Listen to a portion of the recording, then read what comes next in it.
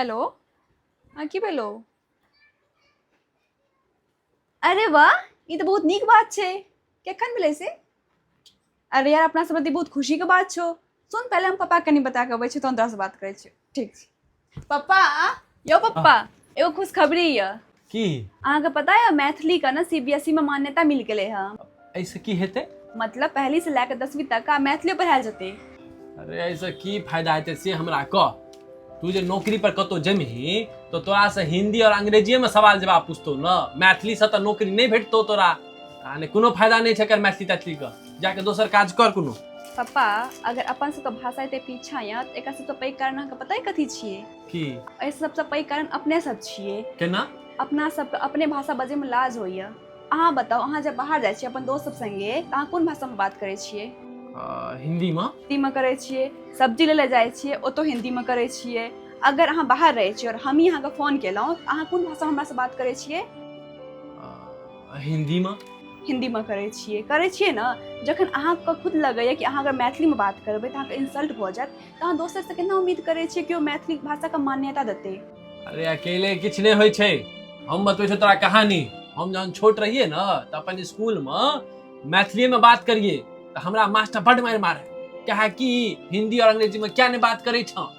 तो हम ओहि दिन से छोड़लहुँ मैथिली तैथिली बजनाइ। की करी, घरे में बाजै छी बस। पापा, अगर सब अंग्रेजी में बात करे लगतै ना तऽ अपन सबके जे मैथिली कनि लोग बुझैए ना कि मैथिली कोनो लैंग्वेज छियै, कनि दिन बाद लोग सब इहो बिसरि जेतै कि कोनो भाषो छियै। तऽ पहले अपने इज्जत देना सीखऽ पड़त अपना सबके। अरे अकेले चना के देखली है कोनो भार फोड़ैत हैं? ऐसा किछ नहीं हेतै। हमरा के टाइम पर किछ नहीं होय छलै। तू सब तो जनजी छी, तोरा सबके की हेतौ? तू सब अपन चुपचाप से हिंदी अंग्रेजी में बात करल कर, ई मैथिली वैथिली से नहीं हेतौ किछो। पापा, अकेले चना भार नहीं फोड़े छै, लेकिन स्टार्टिंग में तो अकेले फोड़ऽ पड़े छै ना। आब अपन सबके किताब में विद्यापति जी से लए कऽ और गोनू झा तक के बारे में पढ़ायल जेतै। ओहिसँ अपन सबके भाषा के विकासो हैत। अरे विकास विकास किछ नहीं हेतै। लोग का मानना ई छै कि एगो गवारक भाषा छियै मैथिली। नहीं पप्पा, ई गवारक भाषा नहीं, गर्व के भाषा छियै। नेपाल से लेकर बंगाल तक बाजे वाला भाषा छियै अपन सबके मैथिली, और अपना सबके एहि पर गर्व हेबाक चाही। पप्पा, एकर शुरुआत अपना सबके करऽ पड़त। जखन अपना सब बाजबै तऽ धीरे धीरे सब बाजना स्टार्ट कऽ देतै। बात तो तू ठीके कहै छ। चल ठीक छै, आइ से हम कतौ बाहर जेबो तो हम मैथिली में बात करबो। ठीक? हम जेबे तरकारियो दुकान पर तो मैथिली में बात करबे। हम जेबे दरभंगा चौक पर तो यो मैथिली में बात करबे। हम जेबे कतौ मधुबनी चौक पर मैथिली में बात करबे। लेकिन तू सब की करमी से कह। हमरो जे दोस्त सब छै सबको कहबै आइ से मैथिली में बात करै लए। हाँ, आब सब मैथिली के अपना सबके आगा बढ़ेनाइ छै। हाँ बिल्कुल। तब बैस।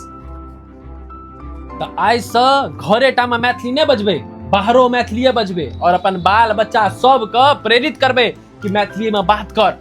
ठीक? बिल्कुल। तो अपना सब जोर से कहियो कि जय मिथिला, जय मैथिली।